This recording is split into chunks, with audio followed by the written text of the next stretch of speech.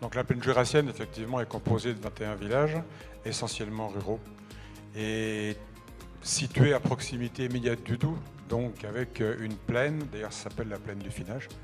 Et d'ailleurs, quand on a créé la plaine jurassienne, il y a maintenant, en 2001, on a beaucoup réfléchi avec mon ami Christian Lagalise ici présent, et en fait on l'a appelé la plaine jurassienne. Donc voilà, bonne idée. Ça veut dire ce que ça veut dire, c'est des grandes surfaces, donc beaucoup de céréaliers sur des grandes surfaces effectivement. Et j'ai écouté avec beaucoup d'attention M. Parmentier parce qu'à travers ses propos, donc on est bien sûr des céréaliers qui sont là en place depuis très longtemps, c'est bien souvent l'exploitation familiale. On commence à sentir frémir une autre approche de l'agriculture, avec certains qui réfléchissent. Alors, j'ai un collègue, par exemple, dans mon village, qui avait à peu près une centaine d'hectares, donc son fils a repris l'installation, et qu'une année, il m'a dit, voilà, cette année, je ne vais pas labourer, je vais gratter 10 hectares, je verrai bien ce que ça fait. Donc on sent quand même, à travers ces essais-là, qu'il y a une autre approche qui se fait, quoi. Ce soir, le trophée, c'est la pisciculture des marais à pleurs, représentée par Madame Christine Roubez. J'ai un amour de la nature et puis j'ai repris l'exploitation piscicole de mes parents en 97 et j'ai créé le laboratoire en 2003 pour faire de la vente directe. Ils faisaient déjà de la carpe? Ils vendaient à des grossistes et ça partait en Alsace, mais ils ne faisaient pas de vente directe. D'accord.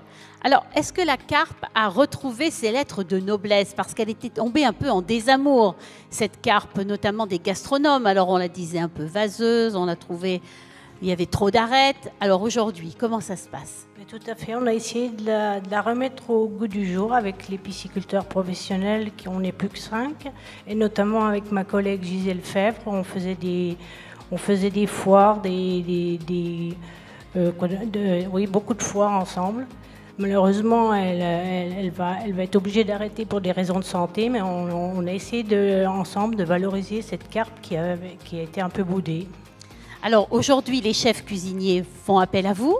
Tout à fait, oui, je livre des restaurateurs chaque semaine. Bon, et alors ils se plaignent pas trop, ces cuisiniers? Non, parce que la profession, la pisciculture, on pêche les étangs tous les ans, donc l'eau est renouvelée, on n'a pas ce problème. Il peut très bien y avoir une fois. Donc elle n'a pas trop le goût de la vase. Non. D'accord.